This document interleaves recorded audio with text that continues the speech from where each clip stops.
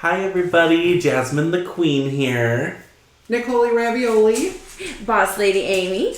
And this episode is called You Are Not Alone. We're doing kind of a little talk about breast cancer awareness. And mental health. And mental health awareness.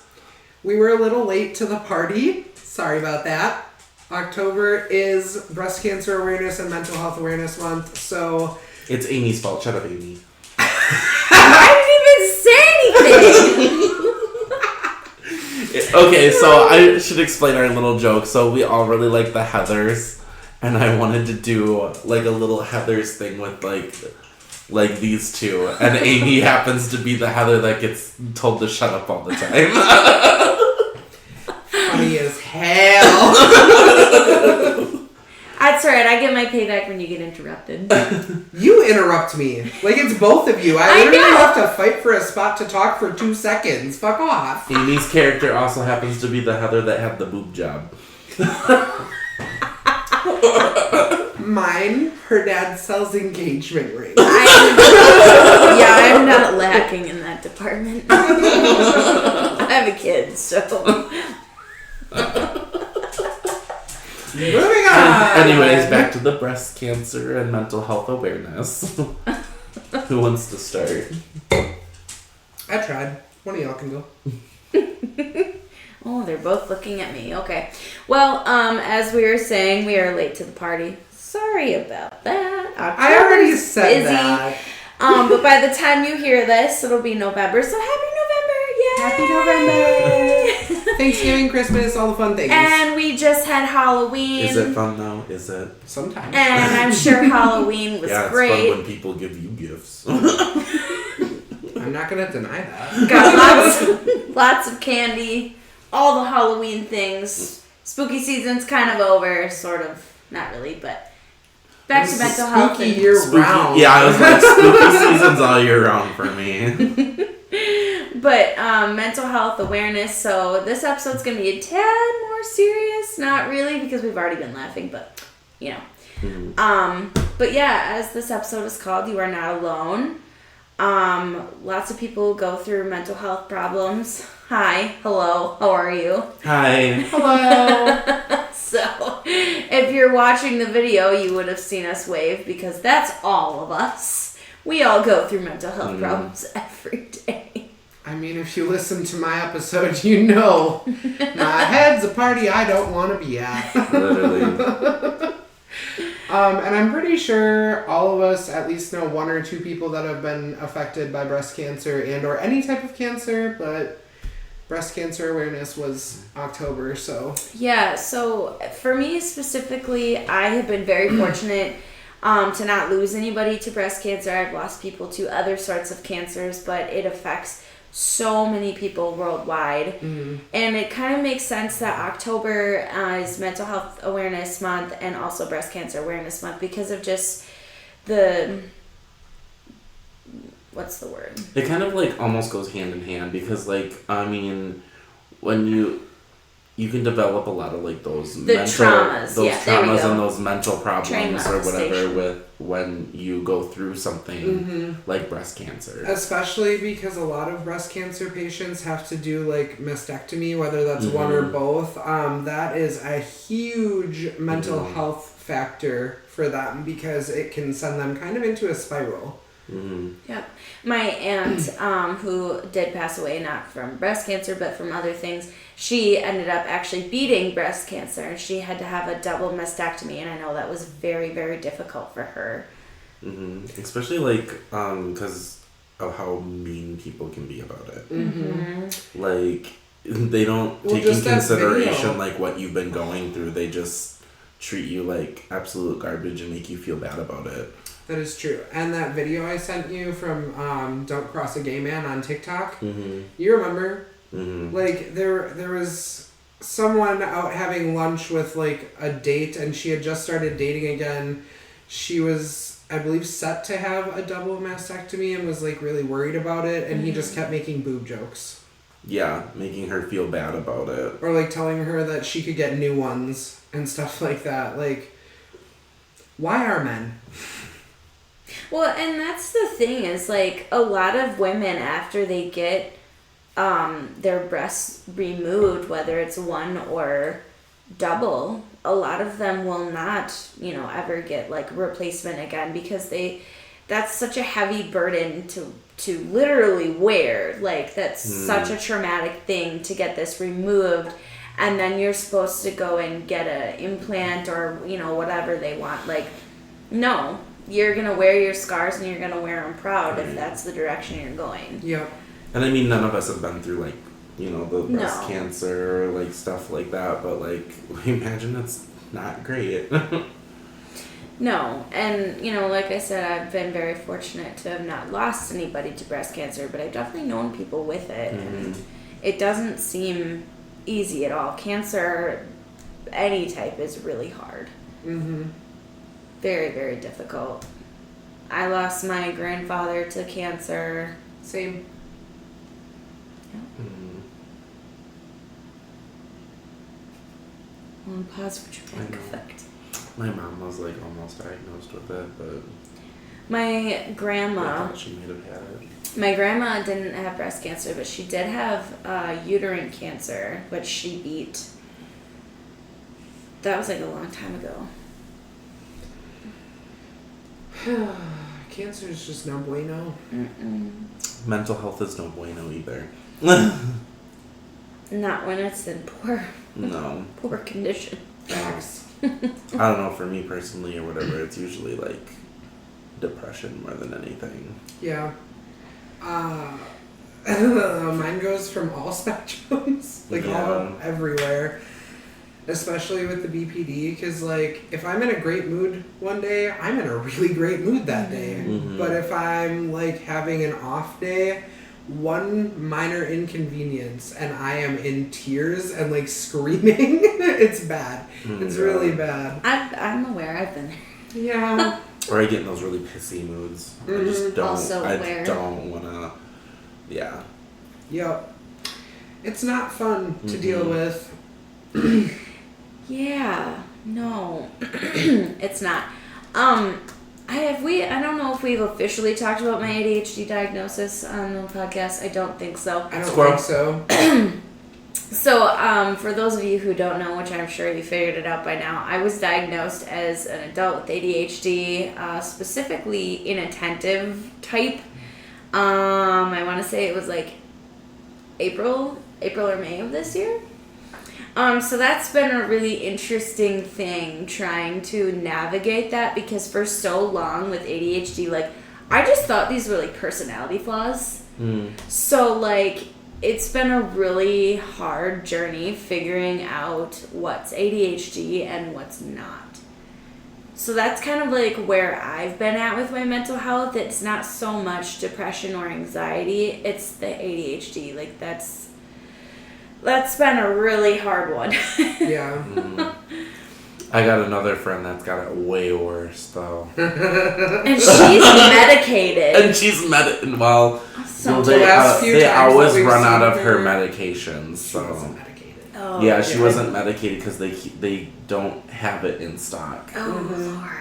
Yeah, so I don't know why they don't ever have her medications, but then when she's unmedicated, she's, like, all over the place. It's so bad. I feel like that's kind of another thing we need to talk about, is how they don't have these medications readily available for the people that really do need them. Yeah, like, she really needs them. It really does regulate her, and you can tell the difference big time. Also, if you're watching, love you. Yeah, we love you.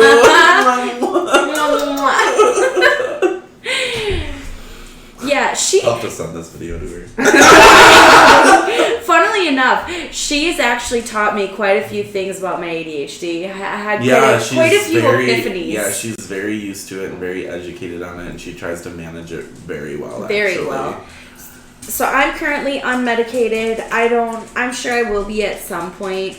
As far as I'm aware, I don't have the hyperactive type. At least I was diagnosed with the inattentive type. Which, I guess going on a little tangent here about ADHD, there's two types, there's three. There's hyperactive, inattentive, and then comorbidity, which is basically both. So hyperactive is just you can kind of get like distracted easily, and inattentive is more like you're kind of in your own little world. You tune out other things, and then comorbidity is just both. Mine is kind of like tone out a little bit. I do zone out sometimes. You're inattentive, my friend. I know. So one thing that I will say is like, once you get diagnosed with whatever it is, doesn't have to be just ADHD, but in my case it is, you start to really notice your symptoms and like all these things that you've like pushed away for so long, they're like with you now. And or you now notice. even working in like healthcare or whatever, when you realize like when you have something and then you like notice the little quirks on like other people and you're like, they for sure have like ADHD or like they have this or they have that, and you're like, and you can like relate to it now. Not to say that, you know, you gain like any sort of like, what's the word? I don't know, you like understand it better though. Right, like not to say that you gain any sort of like experience as in like, oh, I can tell when this person has this or that, like, but you definitely start to understand more and you like know what to look out for. You pick up on the patterns. Exactly, you do. And sometimes that can almost get you in trouble, like when you take your clients to like the doctor or whatever and you tell them like, oh yeah, I'm pretty sure it's this. And you have to like be so careful with how you word it because you don't want them to think like, oh, I'm diagnosing you, because that's happened to me before where doctors have been like, I'm the doctor. Right. Like, okay, I'm aware. The doctors don't know all. That's They really don't. very true. Honestly, I'd probably trust a nurse for my diagnosis more than Oh, my doctor. absolutely. No hate to good doctors out there, but for me personally, I don't have like an actual MD. I don't know if I ever will. I always go with a nurse practitioner, always. Oh, LPNs? They're honestly better at it. They're a little bit more like personal with you. I feel like and doctors get to know you better and actually take what you want into consideration. They lose their bedside manner. Mm-hmm. They do. And nurses, like, you know, they were built, like their careers have been built on bedside manner. Right. And like making you comfortable and being caring, and then when they step into that role of like nurse practitioner, it's basically like kind of being a doctor, but they still have like the mentality of a nurse. But don't get me wrong, I've met like some good doctors too that are like actually genuinely care about. Oh, like, my what old they do. primary, she was phenomenal. Mm-hmm. I don't know exactly what happened. I think she retired, but didn't actually retire. She just like is kind of like a fill-in now. One of my primaries when I lived elsewhere, he was like great. Like I would go in his office and he'd be like, what were you prescribed before? What do we need today or whatever? And I would tell him like this and this, and then like this and this is going on. And he's like, well, I think we could try this and this. Yep. And he was like great. Like he took all of my opinions into consideration. Like basically any medication that I was on before, he's like, yep, we'll just write a prescription for that. Also, I think we need to talk about the fact that like pharmacists are so underrated. Like they do not get the credit that they deserve. No. Absolutely, because if your doctor prescribes you a medication that has an interaction with another medication you're on, the pharmacist is the one that's like, hey, you need to find something different. Okay. Some of these pharmacists need to speed up a little bit though, because I get that they get busy and I get that it takes them a while to get meds, but I had meds one time called at like 7 in the morning and I didn't even go to pick them up till like, I don't know, like 8 o'clock at night, and it told me in my thing that they were all ready, and I got there and they had none of them. That's not great. Or like the most recent trip where it was like super early in the morning when we did it, and we went at like 5:30 and they weren't ready. I know, and that was another one that told me on the thing that it was ready and they weren't. And I'm You like, need to switch pharmacies. Well, I just go through Walgreens. It literally doesn't matter easier. which pharmacy you go through, though. Like, sometimes they're on it, and other times they're just not. I've had too many problems with Walgreens. I refuse to go there for pharmacy. I get it, but like they usually put in a lot of like different discounts and stuff, and Yeah. and I'm lazy, and they have a drive-through. At least you admit it. I was gonna say, this is personal growth. Yep. Well, there's like times when I'm just picking up something, I'm like, why do I want to get out of the car? I don't want to get out of the car. See, my biggest problem is if I enter a store, there's aisles on the way to the pharmacy. Oh, and some of those aisles I'm may just aware. so happen to have things that I really want. I'm aware, because when we went in, you stopped at 3 different aisles before we even got to the pharmacy. Facts.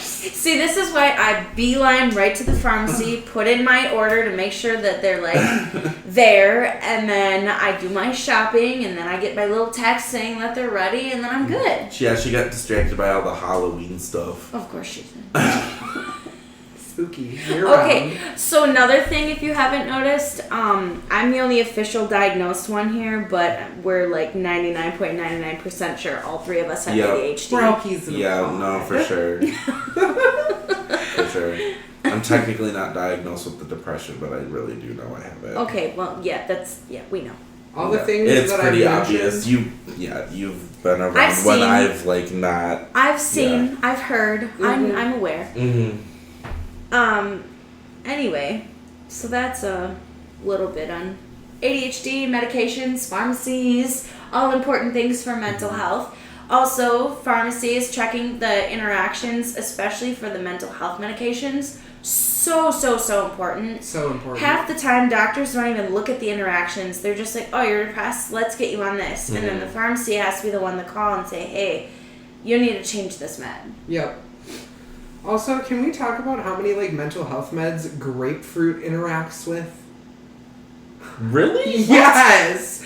Almost every single freaking med I've been on for my mental issues, I can't eat or drink grapefruit. I mean, that's fine because I don't like it, but... Well, it's I a love terrible grapefruit. fruit anyway. I know. It'll say right... You like I grapefruit? do like grapefruit. Ew. Why? Ew. I don't know. It's good. It's gross. Anyways, grapefruit or grapefruit juice interacts with a lot of medication, especially in the mental health genre. That's I weird. don't know. I used to eat it with sugar though. Okay, that is kind of good though. Yeah, that's fine. But like plain is gross. Oh, do you know what I just thought of? I used to love peaches and cream. So good. Like heavy whipping cream, or like... Yeah. Yeah. I Yeah. used to do blueberries and cream. Oh, so good. And you'd eat it like cereal. Mhm. So good. You ever try salted apple? No. It's actually good. Ooh. It's actually good. Hey guys, the ADHD just kicked in hard for all of us because none of us caught that we were even off topic. I want fruit now. I bought oranges. They're in the fridge. I know. After. I know.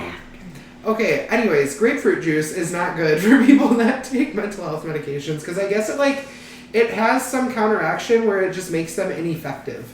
Weird. It Yeah, must be it's something super to do weird. with like the acidity level. Could be. Okay, but oranges are they're the same as grapefruits except they taste better and they're a little smaller. They are. They're just better grapefruits.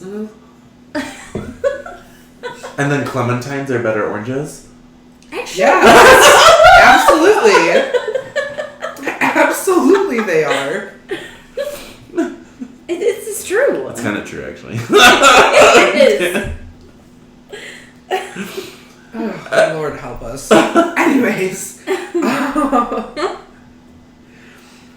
We just got done talking about pharmacies and pharmaceutical issues And mental health. and mental health. And breast cancer. God. Even when we try and be serious. This I is know. us being serious, guys. This is Literally, not. For real.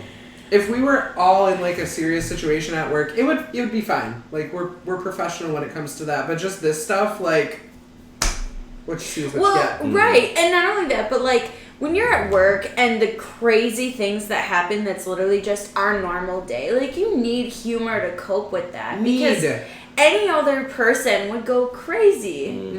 Like, you can literally get, like, slapped in the face at, like, 8 in the morning. You can get vomited on at 10. You can get pooped on by noon. And you're getting bit by 2. Like... can get pushed in front of a semi at 3. Literally. And I think it's really important, like, especially that we're laughing even in this episode, because, like, it shows that you need some kind of humor, not only to do this job, but also in general, like, to be okay. Everybody needs laughter. Honestly, I think the reason the world is the way it is right now is because people take life way too seriously. Absolutely. Like, not everything has to be a fight or a debate or whatever. Like, your opinion is your opinion, mine is mine. If I don't like yours, I'm probably not going to say anything unless it's really rude or disgusting. Right. Like, I'm just going to keep scrolling. Right. Also, but everybody seems to get so butthurt nowadays about go touch everything. grass, please. Like, please go outside and go touch some grass and get off your fucking phone. Or watch a movie. I don't even care. Just less phone Just put your phone down. Yeah, for real. Oh, sorry. Yeah, that put was your a little phone rant. You too, bitch. We could be literally sitting in the other room and both of us are watching TikTok and watching a show at the same time, but the show is literally just for background noise. I do that for background noise. If I really want to watch something, then I'm like, okay. Yeah. Sometimes our, like, quality time together is literally just sitting in the same room on our phones, not talking. Yeah. Watching TikToks or, like, scrolling Facebook, and then when we see something funny, we'll just be like, look at this! We'll send it to each other because we don't want to move from our spot on the couch. Yeah, that too. We do that a lot. We do. We were doing it last night. I know. I was literally on the other end of the couch, and I'm like, oh, I'm sending this to you. You gotta look at it. I'm like, did you look at it yet? Yo, and I was doing the same thing because I was sitting in the recliner, and I was like, I gotta send this to you. You have to watch this right now. Oh. Oh, Lord. So, I mean, those are some of the things that get us through, I guess. Yeah. Laugh a little more. It's good for you. It is. That was a witchy laugh. It is good for you. Even when your laugh sounds like that, just still do it. Somebody drop a house on me.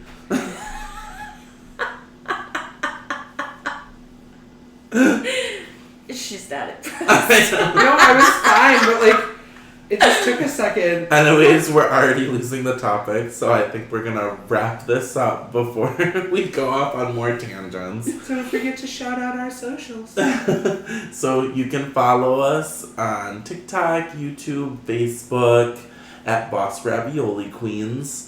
And you can also email us at bossravioliqueens@gmail.com. We forgot to tell them the exciting thing. What? We're on Pandora! We are! Yay! Oh, yes. You can find us on Pandora. Yes, and anywhere else your podcasts except Apple Podcasts. I don't know. Apple wants to charge for everything. Everything. So and none of us have lame. iPhones, so we really don't care. Yeah, sorry. Sorry. We're not sorry. Not sorry. Use a better service. Anyways, Pandora. We're now on Pandora and Spotify. Anyways, one last and time. Google Podcasts. Before we go. Like Deezer. What, socials? No. What? You're not alone. Yes, you're not alone. You are not alone. Bye. I didn't say that again. Bye.